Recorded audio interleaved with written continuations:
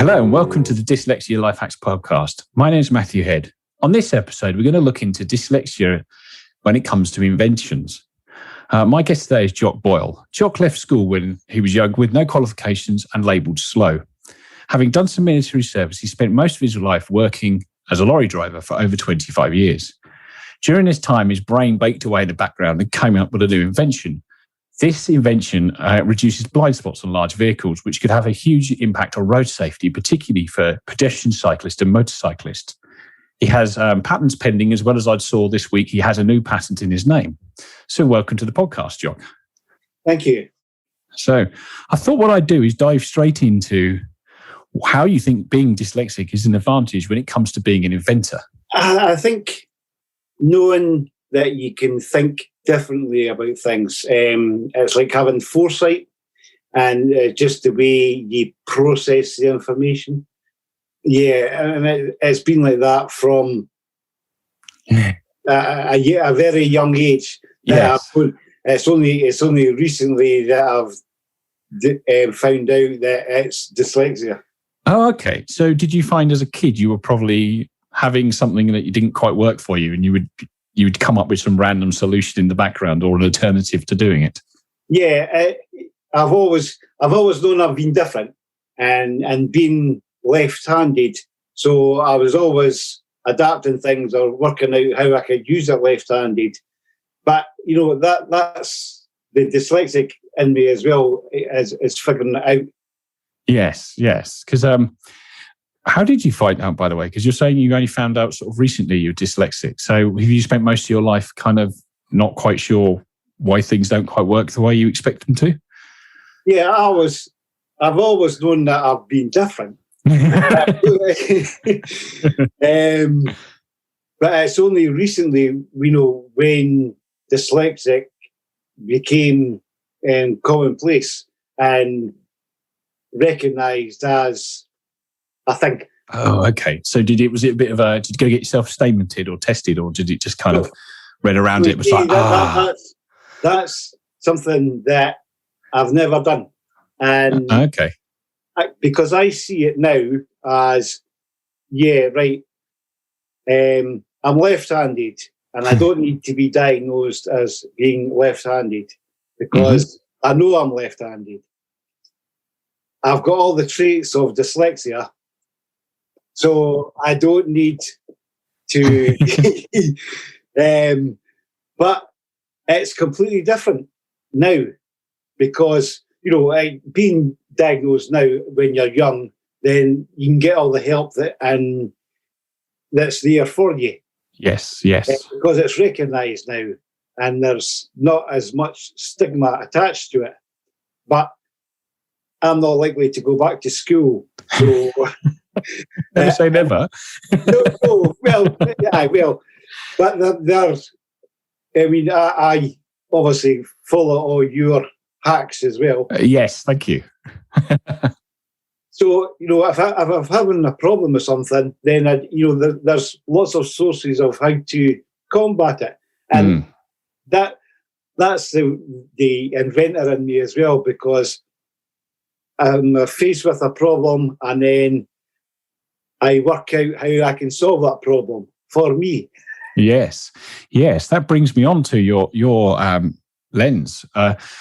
In my head, I'm imagining you drive around the Highlands in a sort of 44-ton HGV, looking out across the scenery and looking at the A-pillar on the truck, thinking, I need to do something about that. Or did it come up with you in the middle of the night as you woke up like, I know what I should do?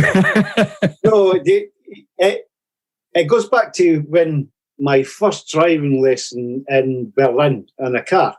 Oh, Berlin, okay. So I'm on my first driving lesson, all keen and checking around. Is that when you were in the military, or did you end up in Berlin? Yeah, no, I was in Berlin with the Black Watch. Oh, wow, okay. So the first 10 minutes behind the wheel, and I was turning a corner, and as I went round the corner, a cyclist ran into me. Now, jeez. The cyclist was in the right because they've got the right of way there. I think the German system is great. Okay. And it should be included here. But he hit me. He was fine. There wasn't any damage or anything else. But the instructor's like, he says, oh, right, you need to be aware of the pillars are a blind spot and you need to check them. He says, plus you wear glasses. I says, so that, everybody has peripheral blind spots in their glasses. Yes. So you've got to adjust, turn that extra bit to cancel that out. So that, it's always been with me. Okay. So yeah, I was a HGV driver for over 25 years, and the blind spots in HGVs were bad when I first started driving. But then 12 years ago, they included the Class 4 mirror, the wide angle one, because there was too many accidents at the side of HGVs. Yeah, so that's the smaller mirror below the main mirror, isn't it? The wide angle. Yes, very. So that kind of reduced the numbers of the accidents at the sides. But for the drivers, what it meant was it doubled the size of the mirror clusters, so you couldn't see forward. Yes. So that kind of. So basically, it moved where the accidents happened from the side to the front. Right. Yes. So, take it on a few years, and I was watching a YouTube clip, and it was of an accident, and I thought, I know why that accident happened. Is because the car and the HGV have both been doing the same speed. So the truck was coming up to the junction, and the car was going up the main road, and he had a dash cam on. And I knew the driver would be looking, but not being able to see anything through the mirror. And it wasn't until they came out the junction that he eventually saw it. He missed them. The boy went off the road. But so I thought, well, surely there is something now to negate that problem. And I had a look, and there wasn't. So I thought, right, I know how I can fix that. So I tried out a few things. I used dash cams. Yes. But that was kind of expensive because obviously you got blind spots either side. So that was two dash cam cameras. Both spread, and by the time he focused on it, so it was a good idea, but expensive and a bit tricky. And I'd been using Fresnel lenses in the passenger window to see into that blind spot. Yes, that's the ones that stick on the window itself. Like some left-hand drive lorries have them, don't they, when they're over in the UK? Yes, okay. Yeah. And more of the UK ones should have them now as well, because there's more accidents, side swipe accidents, because of the smart motorways and slip roads and junctions. Yes, okay. Because that's a massive blind spot. Yes, I can imagine you could lose a full-blown 5 Series estate in a blind spot. Yes. So I came up with the Mark 1 lenses for HGVs. I made up the prototype and then filed for the patent. That was the easy part. So is this lens like a sort of optical curved device that kind of just bends light around? How does it kind of work to basically without giving away your secrets, obviously? Well, it's very simple. It's basically the Fresnel lens. Yes. Turned on its side. Okay. And it had a slightly different focal point, and it was mounted on the mirror clusters. Okay, so effectively it almost makes the A-pillar on a truck between the door and the windscreen invisible, or you're allowed to bend light around it so it eliminates that blind spot. That's how it works. It enlarges your peripheral field of view by bending the light. Quite fascinated, actually, that you started thinking about this in Berlin and it come to fruition in the 2000s. So Yeah. do you think that's your sort of brain just baking away in the background with it all the way through until the catalyst of the YouTube video jumped this idea to the top? No, because basically the way I process information, and I love solving problems. Yes, quite a lot of dyslexic people. Right, so imagine me, right, driving, 15-hour days all by myself and on the radio to listen to. Yeah. So I used to, think about problems and how would I solve that and figure it out, go through the processes, right? If I did that, done A, that would affect B, right? So that would work. So you're going through every different option and scenario to I was happy with myself that I'd solved it. And then once it was solved in my mind, I could put it to one side and forget about it and go on to the next problem. So I've spent 20 years solving problems. So is there a whole catalogue of inventions that are going to come out of you? Yes. That is it. I know that off the back of this one, yes, I will be very quickly submitting the patents for several other. Wow. And they're just as big. They're just as big. But from that initial idea and the patent, I then had to. So my next problem was, right, how do I commercialise it? Yes, because we were talking in the prelim to this, weren't we? I hadn't thought of this. Like the invention's almost the straightforwards bit. Now you're having to make a business and patent it, and you're a guy who's, as you said, left school with no qualifications. And at the time you went to school, dyslexia really wasn't a thing, and you found out later on as you've become more aware of it. So I guess this is where the struggle comes from. Your brain that thinks in an alternative way is cooking up all these inventions as you're driving around the Highlands.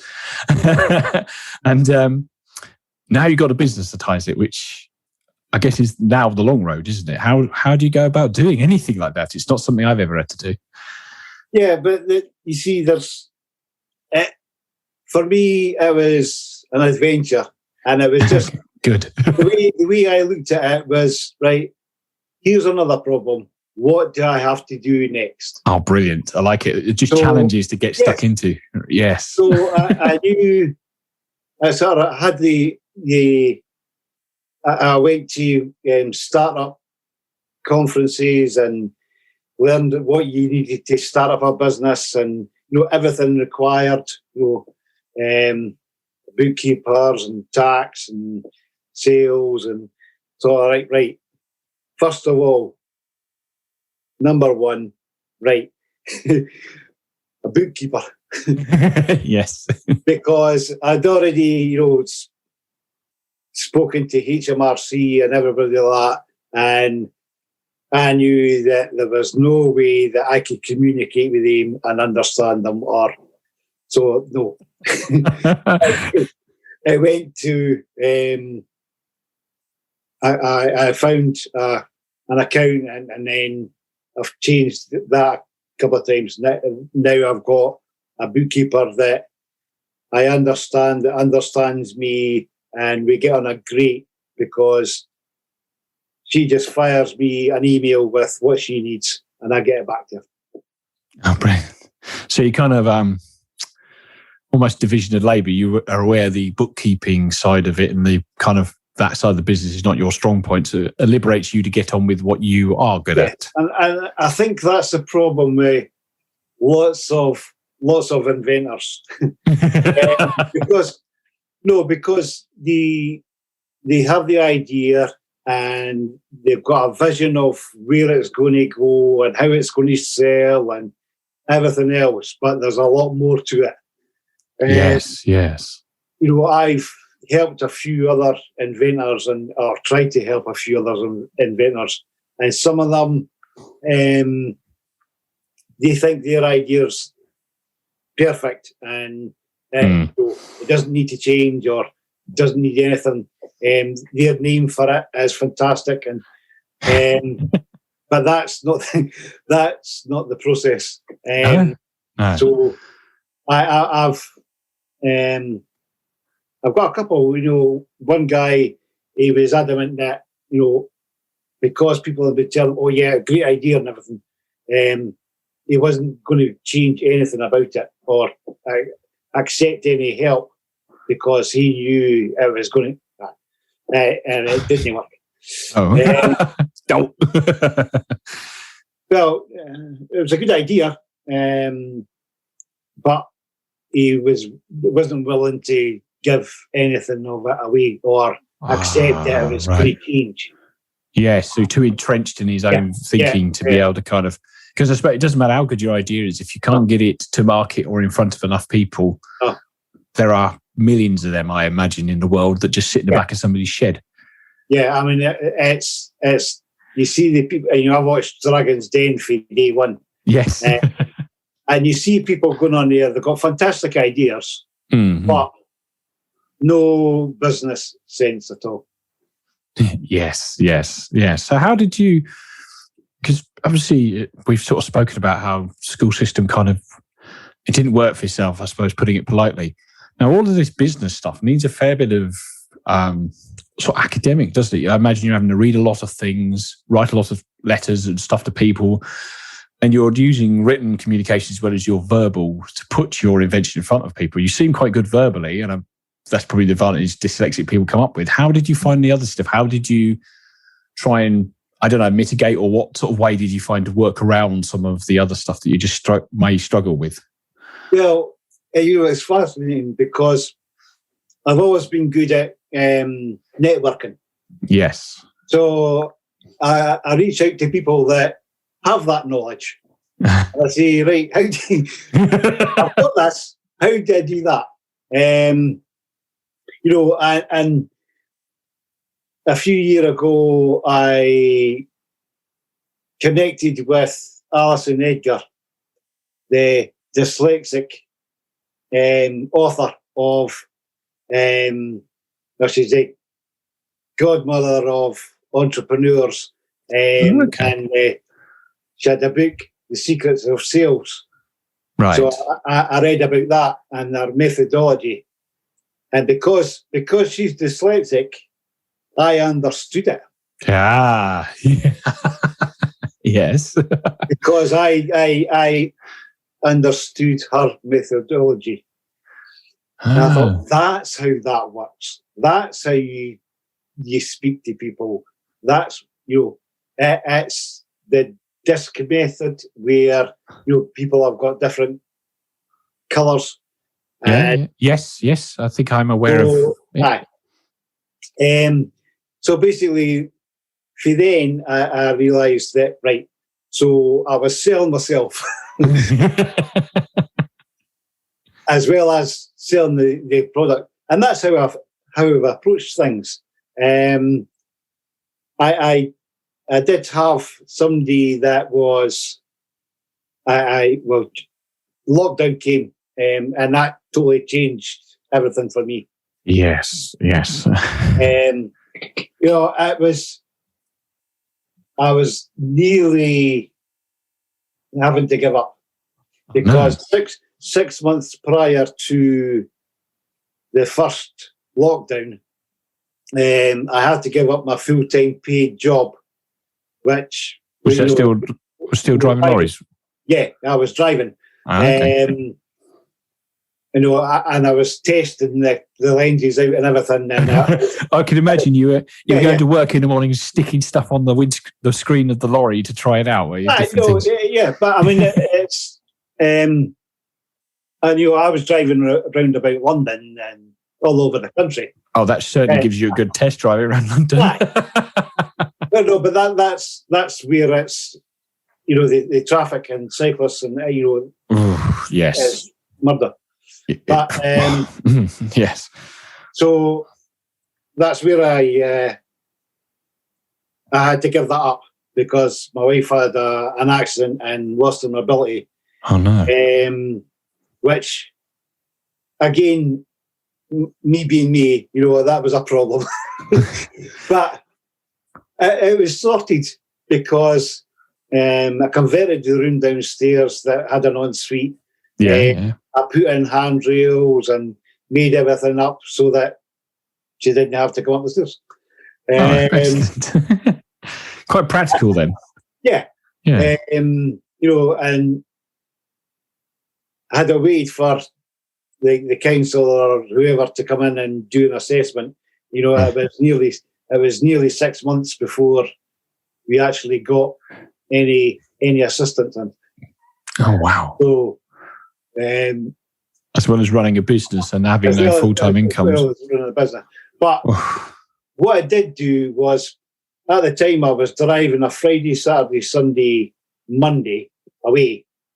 Yes. So, to give me Tuesday, Wednesday, Thursday to do courses, speak to people, have meetings, during the middle of the week. Yes. So 3 days working on learning how to build a business and speak to people and do the books and get cost in and, everything. So I was like 7 days a week, 7 days a week working. Yeah. Wow. But then the lockdown came in. And then Zoom came. And I found that I could attend courses. I could speak to anybody anywhere in the world that I wanted to speak to. Whereas before, the first couple of years that I was working on it, I was going to conferences in London, so there was a travel, the expense. Yes. Conference.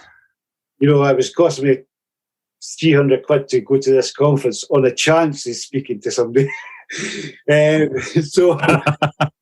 So you were hacking Zoom basically to get to who you needed to speak to. So whenever Zoom came in, I was like, yes, that is fantastic. And it just made the world a difference.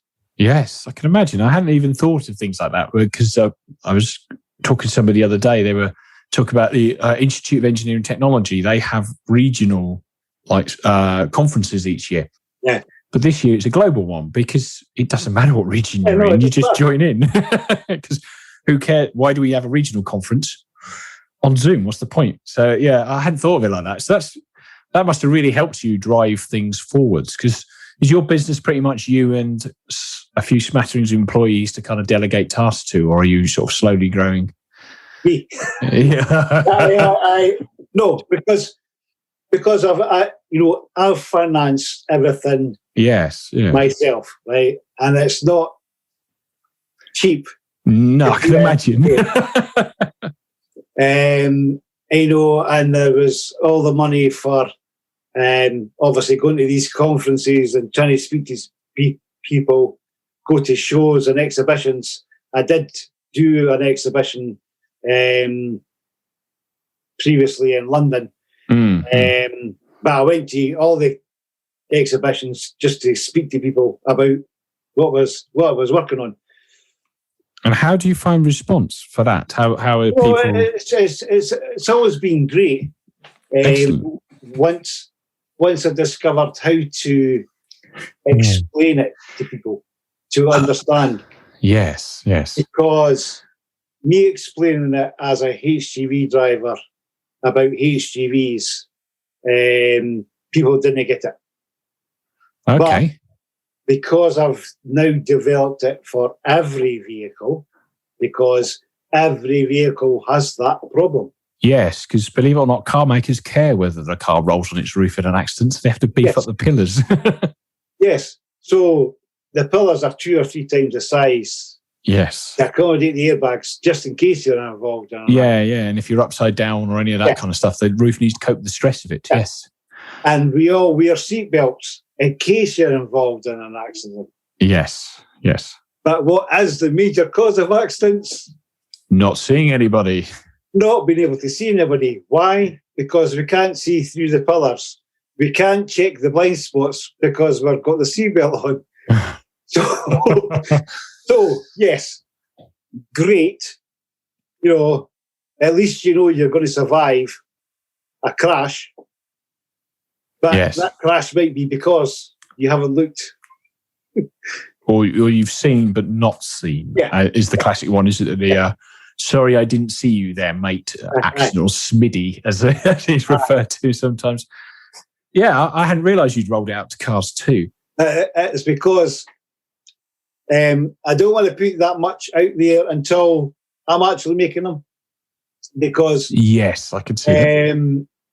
Although they're protected now for internationally protected for the first 12 months. It means that anybody that copies it within that 12 months, they'll have to give me all their money, basically. Okay. Yes. Yeah, because you're in breach of patent and there's no prior art or anything like that. So no. Oh, okay. So this is purely an aftermarket device, or are you starting to try and approach, I'd say, Volvo trucks or Scanias or Mercedes-Benz or whoever the major manufacturers? The way I'm planning to do this is, obviously, commercial is a bigger problem. Yes. So I'm looking at going to all the different haulage companies, bus companies, fleets, rentals, and that side of things, because that's a market that I know and I've been talking to for years. So I already know I've got interest in 20-30, selling 20-30,000 units. Oof, okay. That sounds like a good number.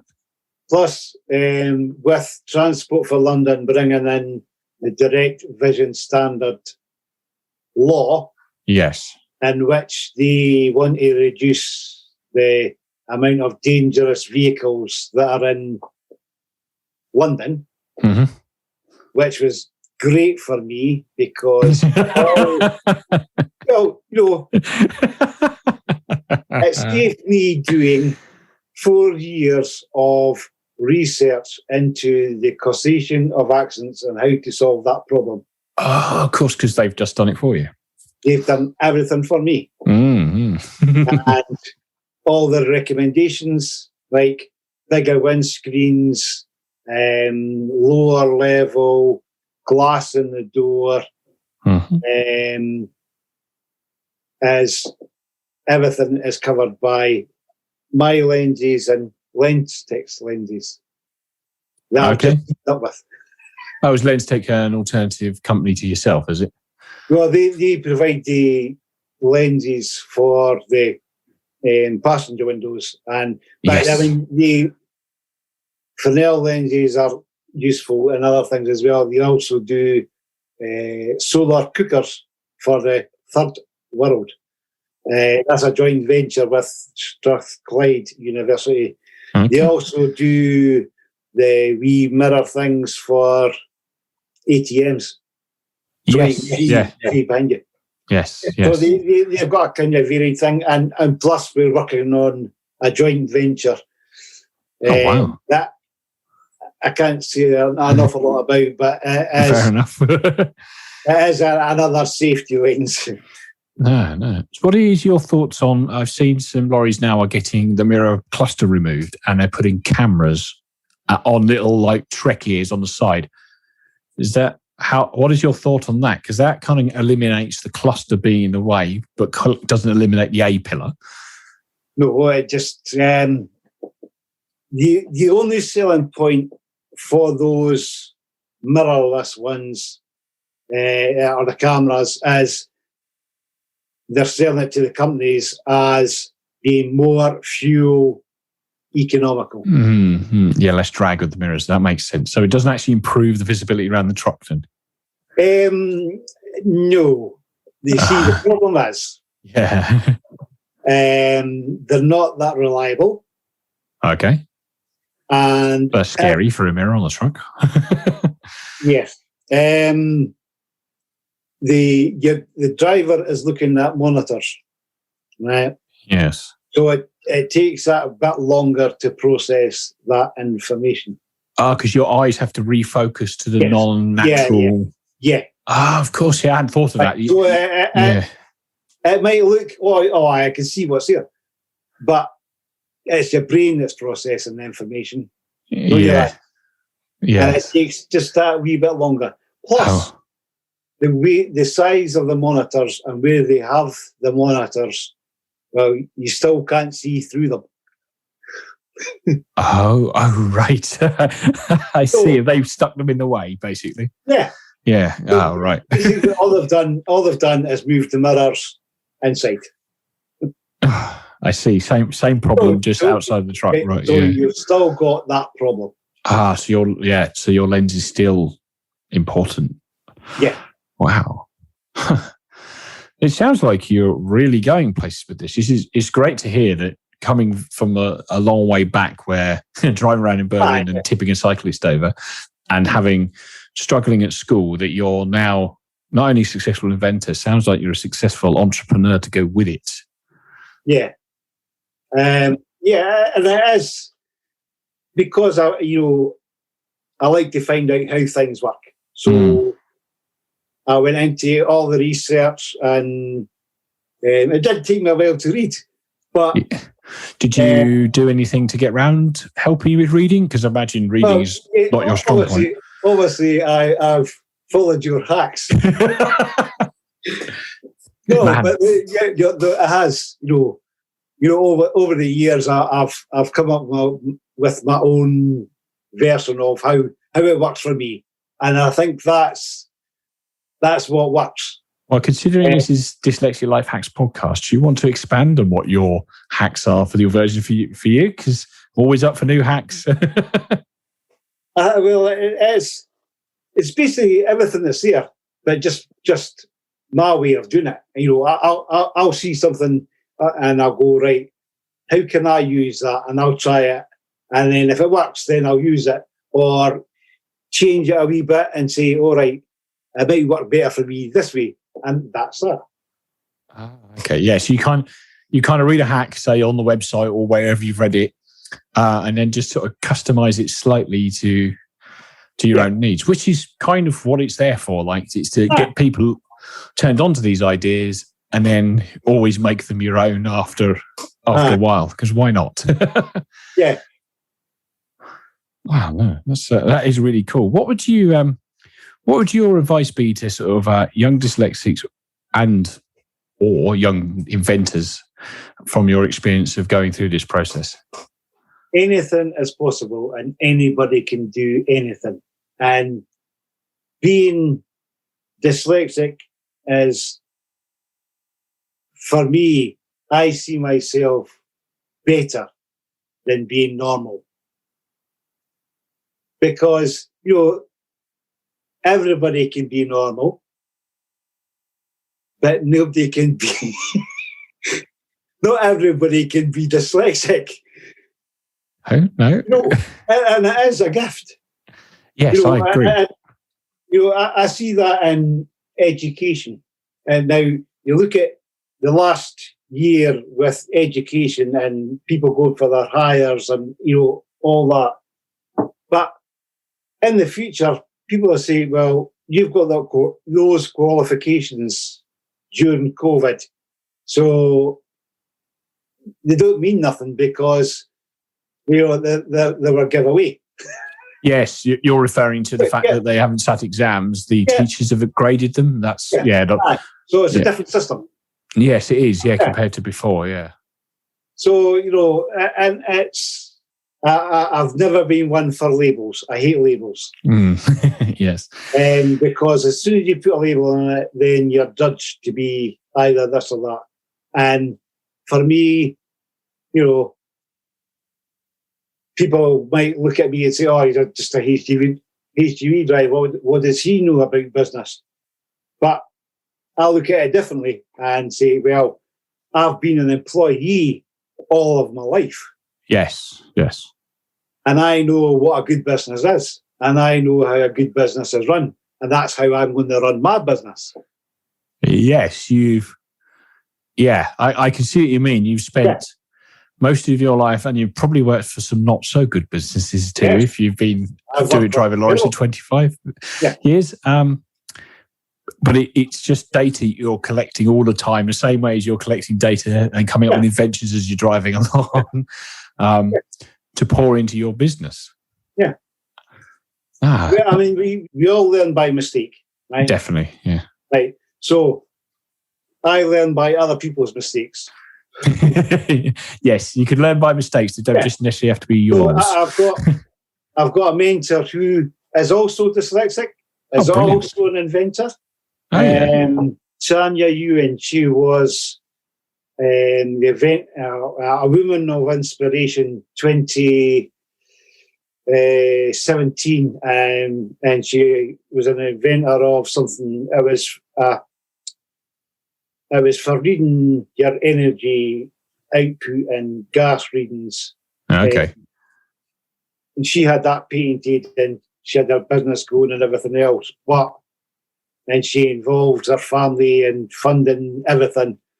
But that went bust because the Chinese just copied it and improved it a wee bit and figured it out. And, for inventors, you've not got the money to fight big companies. That's why you need insurance to do that, which I have now got. With the patent? Yeah. Yeah. How did you find the patenting process? Being an engineer, I sometimes have to check patents to make sure I'm not breaching them when I'm designing stuff for cars and bikes. But how did you find the process of that? Because that's quite a lot of legal wrangling, which I imagine is not necessarily in your strong point. No, but I had a look around different patent attorneys, right? Yes. And seen what experience they had. Mm-hmm. And who they worked with and things like that. And I eventually came across the patent attorney that I've got now, because he started off his career as a patent office examiner. So he knew what would work in patent draft or, a patent claims. Yes.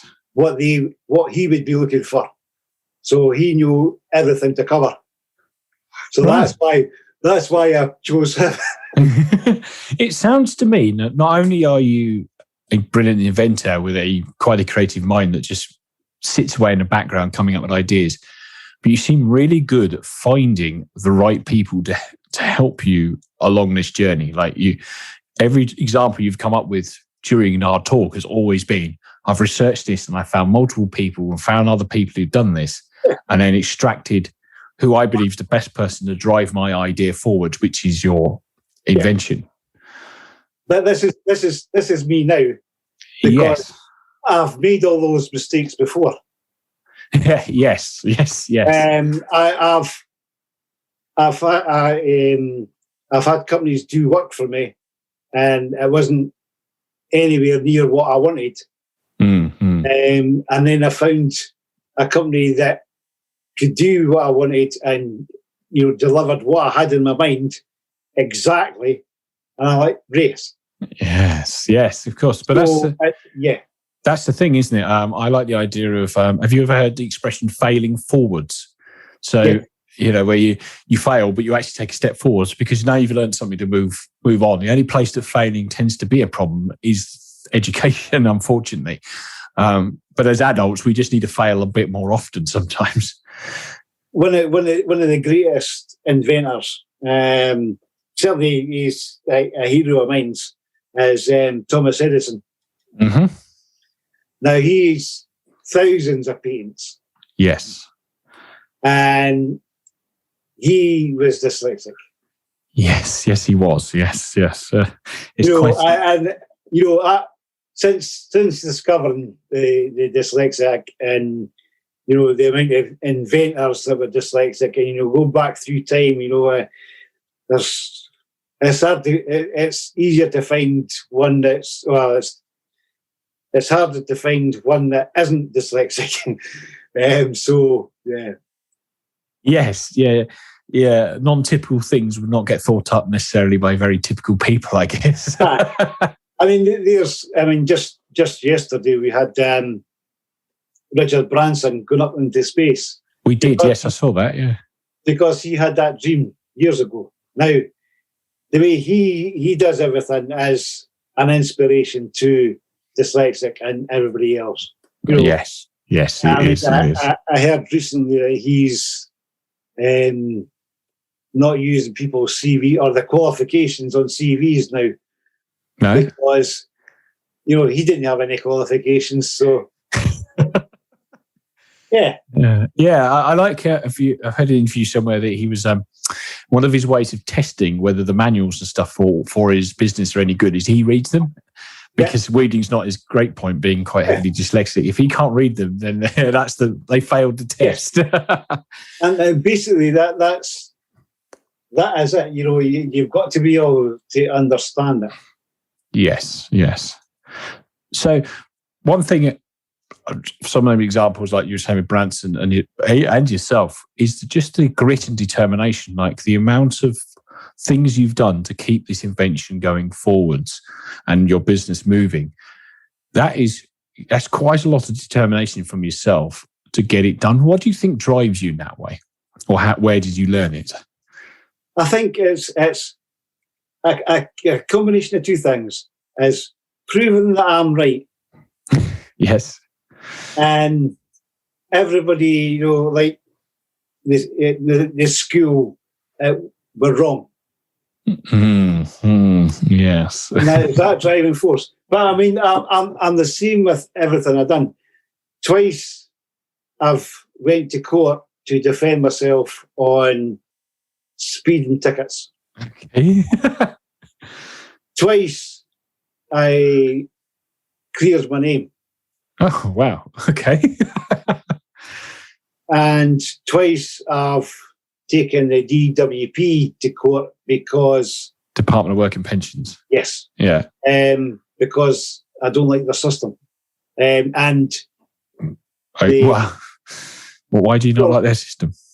Well, I was going on when my wife had the accident and I had to give up my work, I had to go and sign on. Right. Yes. Now, yes. Being dyslexic and not being good at forms, I went to the job centre. I can see where this is going. And I was told at the door, "Oh no, you just do it online now." I says, "Sorry, I'm dyslexic. I can't do it online." She went, "All right, I will get you somebody." So I was I eventually sat down in front of a woman. And she went through, the first question was, she says, "Why are you coming to this job centre? Because you've got one closer to you." And I said, "Yes, but I want to start up my company and I need to get help to get onto the new enterprise allowance. Right. So that I can get help forming my company because I'm dyslexic." Yes. So basically she says, well, there's nothing we can do for you. Just away down, because she says, your wife will get PIP. So that'll make you, if she gets PIP, you'll not get unemployment. Sorry, what's PIP? Personal Independence Payment. Ah, okay. Yep. So she sent me away to the citizen advice. And then after about 3 months trying to figure out the PIP and getting that payment, the citizen advice says, no, you should actually be getting unemployment because you're technically unemployed. I eventually got that, and I put in an appeal about not getting that money or getting fobbed off. Yes. I kept on putting in the appeals, and I went to court, and I was found. The judge found that I was right, but he said it was more a question of their attitude towards me. So it was that, and then going through the PIP, same DWP. So I already knew the system. Yes. So they knocked us back for it a couple of times, and I just appealed it. and then went to court and won it. So we eventually got what we were due. But it's finding out, it's my grit and determination to prove that I'm right and they're wrong. No, well done. I mean, if they are not helping you because the dyslexic that's not very good at all. Yeah. And there's loads of instances. When COVID first hit, yes, obviously, like the shops and that were putting up screens and everything. Well, the local shop, because I was using plastic and I had quite a bit of it kicking about, I went into the shop and said, right, have you got a screen? No. I said, right, I'll make you one. So I made Dean one. I went round to the chippy. Now, priorities here, I can see. Local shopping in the chippy. So I was in the chippy quite a lot. So I made Dean one as well. Yeah.